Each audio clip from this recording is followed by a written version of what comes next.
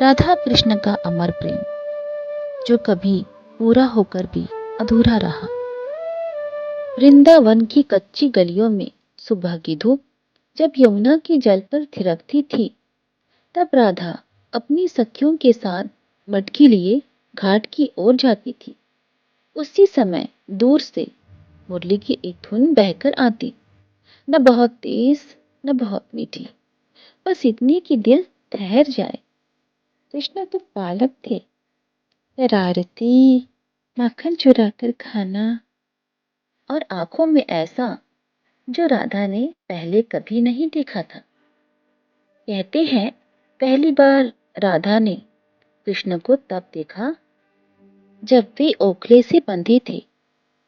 सब हंस रहे थे, लेकिन राधा की आंखें नम हो गई। उन्हें लगा जैसे यह बंधन किसी शरीर का नहीं है, बल्कि पूरे संसार का है, जो इस बालक को समझ नहीं पा रहा है। यही वो क्षण था जब प्रेम जन्मा।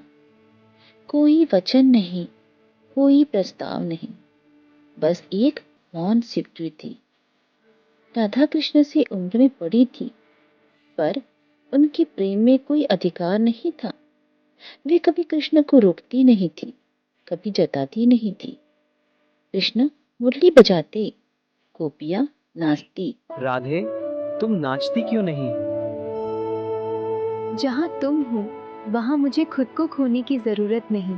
पर कृष्ण की दृष्टि बार बार राधा को ढूंढ लेती और राधा बस मुस्कुरा देती। राधा कृष्ण से राधे, दूर नहीं रह पाती। तुम हर रोज यहीं क्यों रुक जाती? जहाँ तुम्हारी धुन हो वहाँ आगे जाने का मन नहीं करता। एक दिन एक संदेश आया। मथुरा जाना होगा। जो अपना होता है वो दूरी से दूर नहीं होता। वृंदावन चुप हो गया, मुरली खामोश हो गई। कृष्ण गए और राधा वहीं रही। लोगों ने पूछा, तुमने कृष्णा को रोका क्यों नहीं? कृष्ण ने तुमसे विवाह क्यों नहीं किया? राधा ने बस इतना कहा, जो आत्मा से जुड़ा हो उसे बांधने की जरूरत ही नहीं है। फिर विरह आया। हर सुबह यमुना वही थी, पर धुन नहीं थी। राधा रोज उसी रास्ते से गुजरती जहां कृष्ण चला करते थे। उनका प्रेम अब मिलन में नहीं, प्रतीक्षा में था। मिलन अगर प्रेम होता तो प्रतीक्षा भक्ति कैसे बनती? कृष्ण द्वारिका के राजा बने। रानियां थी, महल थे, पर मुरली में आज वही स्वर था जो केवल वृंदावन जानता था। कहते हैं कृष्ण के अंतिम क्षणों में उनके होठों पर बस एक ही नाम था, राधे। राधे,